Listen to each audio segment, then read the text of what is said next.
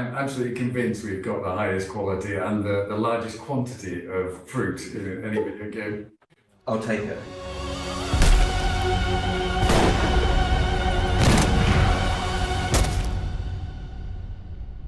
Welcome, Enzo.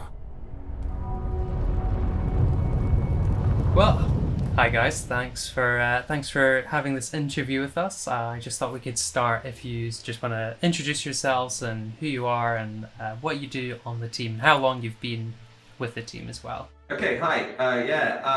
My name is Alex Cox. I'm the game director of Mafia the Old Country. I've been working on Mafia here at Hangar 13 and at 2K Czech before Hangar 13 for nearly 20 years. I started working on Mafia 2 in 2007. So it's been a long time for me working on Mafia. I've worked on the various iterations of Mafia since then. And I was also the game director of the last Mafia game, Mafia Definitive Edition, the remake of Mafia 1. I'm Steve Noake, art director on Mafia the Old Country. I joined Hangar in 2017, so relative to many of the people here, I'm a relatively newcomer, but I've still nearly been here a decade. Oh, lovely stuff. Well, with the Mafia Old Country, starting with some technical and art questions, obviously the team has moved from the proprietary Fusion engine to Unreal Engine 5, and I was just wondering what the reasons were behind that, what sort of things that's afforded the team and any sort of challenges. It allows us, especially Unreal 5, allows us to do a lot of things we wouldn't have been able to do in the past, right? I think especially when technologies like MetaHuman, the lighting engine and Nanite as a piece of technology weren't some things that we had in our previous engine. Obviously, it represent quite a lot of investment in terms of being able to build these things to a similar level of quality. And what that allows us to do in the game, I think, really is realize the world of Mafia, the Old Country, in a way that we would have really struggled to do, because things like open worlds and the sort of natural landscape were not things that we really needed a city-based engine like Fusion to be able to build. But they're, the things we have in Unreal allow us to be able to do that. I mean, the main tools, isn't it? It's like amazing environment art quality. One of the things for Sicily that was really important to us was being able to really capture these beautiful landscapes. I mean, if you're familiar with the environment there, it's a really kind of stunning environment, something very distinctive about this game. And when it comes to the new technology from Unreal, that allowed us to do that readily. Create in a procedural sense, actually, like large, rural environment to explore. And then other stuff really comes down to cinematic presentation quality. For Mafia games, being able to make very lifelike, put really lifelike characters on the screen, capture all the nuances of the actors' performances is really high priority for us. We're a narrative-driven game. We're trying to recreate the feeling for players, the fantasy in some ways for players to be able to play as the main character in a mob movie. And so those tools which come with Unreal, Unreal is used by many industries, isn't it, for visualization, cinematic, for movies as well. When we talk about MetaHuman and we talk about the ability to kind of like capture actors' performances, put them on the screen. It was just really, it's got cutting edge for the industry, and it's where our interests lay in terms of being able to make a great Mafia game. So there's lots of benefits to Unreal, but those things in particular, advanced cinematic presentation, capturing great performances from the actors and putting them on the screen. No, very cool. And you talk about there capturing that essence of Sicily. If you had to distill it down, like, what would you want the players to feel when they are there? This is an interesting one, right? Because I think, so I want them to feel Molyrthios.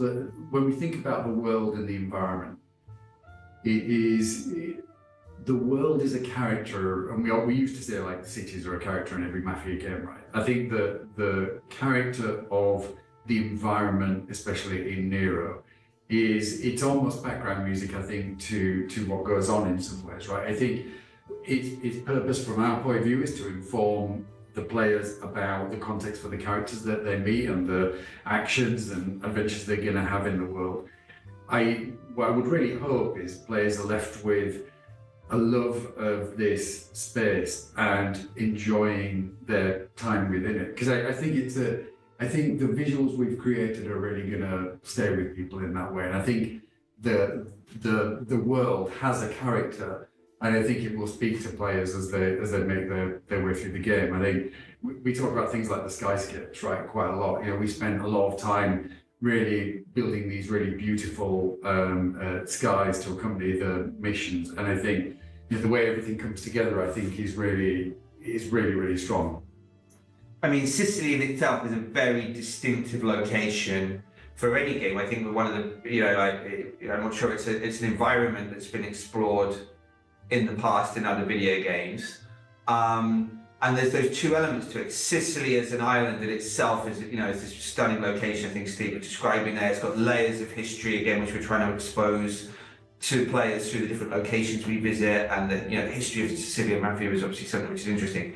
But then intrigue as well, because this story, the story of the Sicilian Mafia, let's say, is much less exposed in mainstream media than the Italian-American Mafia, which is what we have done in previous games. We've taken different angles on that in Mafia 1, 2 and 3, all set in different cities in America, different time periods. But Sicilian Mafia is less exposed. We know it from The Godfather.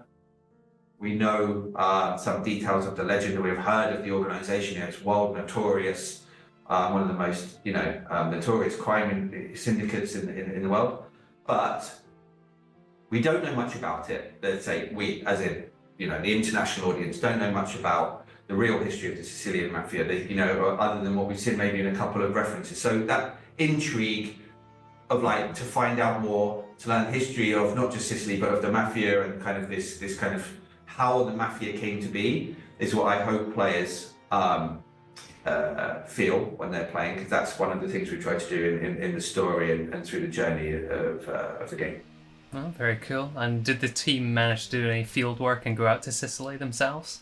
Yes, I know. Alex went out with the writers and I went out with the art team, and we had an incredible time touring. So we'd managed to sort of map a lot of locations into our itinerary that appear in the game, and so we kind of went to the Greek ruins and to a farm location which is very, very similar to the sort of hub location of the world, based in a vineyard. But there were plenty of sort of moments during that visit where we came across a location and we realized that we actually needed to incorporate that in the game because it was so distinctive. So that and it's very difficult. We did a lot of research which was based on some of the period photographs, which are fantastic in their own right, but there's nothing like being able to turn the camera and get the broader view of the context, which obviously you don't in those very sort of isolated views of the photography. Yeah, I mean, going there in person is really essential, I think, to actually be able to communicate to themselves. We were working with a Sicilian development team as well. So, we partnered with them because we needed real, some people who help us in a consultancy sense, consulting on Sicilian culture, Sicilian history, and also they were game developers as well, so they kind of understood what our needs were as developers, in terms of not just about consulting on the story and on historical cultural elements, language elements, things like that, but also understanding what we needed as designers and artists and things like that to kind of make the game as authentic as it needs to be. I think I'll need to tell my boss I'm only going to be able to conduct interviews properly in Sicily going forward. And so how is it to immerse yourself and represent a culture that isn't yours? I can imagine there's a great deal of responsibility there. That's right, and that's what was really important to us, in terms of having and how, we're based in the United Kingdom. A lot of the rest of our development team is based in the Czech Republic. So we are, we're not Italians, we're not Sicilians, right? And there's a lot of nuance there to understand about how to avoid stereotypes, obviously there's sensitivities around the history of Sicilian Mafia. It's something which has, had an impact on Sicily as an island. And so, authenticity is a big part of Mafia anyway, like from the top. So all of the games what our unique selling point in many ways is like going to a historical era, an iconic sort of period in the history of organised crime, rendering it in authentic detail and allowing players to kind of exist and play through a story in that environment. And Sicily was exactly the same, but it comes with that extra element. We don't speak the language. We are not, we've not been born and brought up in that environment. We lack some of the kind of cultural understandings. And so therefore, working with not just the Stormine team, but also they connected us to historians, academics who we worked with to advise on the story and historical context. And as Steve said, we went, to visit the locations of the game and met people. I mean, on one visit, I went to Don Tomasino's house from the Godfather movie. I don't know if you remember this place, and a very an iconic location. If you remember it, we went there as one of the on our trip around the island, and there lives a real baron, a real life baron who is really the kind of ancestral kind of landowner of this environment, and he came out in his kind of dressing gown and treated us and showed us around the house and everything, and kind of showed us all of his kind of like historical, all of his kind of possessions and these things from his family's history. It was really great. But yeah, I mean, just being able to tell us how to swear in Sicilian, or to kind of like, to use the language. Of course, the game is in English language primarily. It's all of the performance acts in accented English with a Sicilian accent. But we brought on board a voice coach to make sure that the accents and the words they were using. So obviously we pepper in Sicilian phrases, particularly swear words and things like that, given the nature of the game, to kind of imbue that flavour. And then we do have an option of playing the game in Sicilian language as well. So when we translated the game to what would usually be Italian language, we chose instead to use the Sicilian dialect, which is less spoken in Italy, of course, but to give that added layer of authenticity. And that's something everybody can play. You can choose to play the game with Sicilian dubbing and get that extra layer of kind of authenticity if that's really what you want. No, brilliant. And after the more open-ended Mafia 3, you returned to the original Mafia with a definitive edition. What were the sort of lessons learned there, and how did that influence the development of the Old Country? Well, yeah, Mafia 3, we went very open world with Mafia 3. It's a great game, but some of those elements, the open world elements, didn't land as well as we'd like them to. And so we, when we came back to, the remake of the original Mafia was our next project afterwards, and it forced us to kind of like go back to the roots of the franchise in some ways. It reintroduced the whole team to what the original game was about. So obviously by this point we were 10 years or more past that first game being launched. Most of the team didn't work on the original game. We go to distance. So we went back to the original game. We rebuilt it respectfully to the original, but that helped us to sort of like rediscover something about what the kind of the distinctive, let's say, DNA of the franchise, or what the game. Again, we did it for Mafia 2. Actually, it was the same. Quite a similar structure to what we did with the remake of Mafia 1. And the reception to the game was really great. The fans of the community of Mafia fans responded very well to the remake, to sort of going back to the roots of the franchise, and that kind of idea that at its core, Mafia is a story-driven game set against a beautiful backdrop, something that helps you to immerse yourself in the game environment, of course, go off and explore and have adventures in the world while you're playing through that story. But nevertheless, that's the kind of the formula that resonated best with fans of the series. And so, after coming out the back of that project, which was, successful for us in all ways, we just figured that was the way forward for us. Those are the kind of games that we like to build. They're the kind of games that we're good at building, and so they're the kind of games that players want us to make. So there was that kind of dictated the course in some ways for this one. No, very cool. Talking about the previous Mafia games, might we perhaps meet members of the Scaletta and Angelo family in the Old Country? I'm not going to go into detail. It's specifically in terms of spoilers.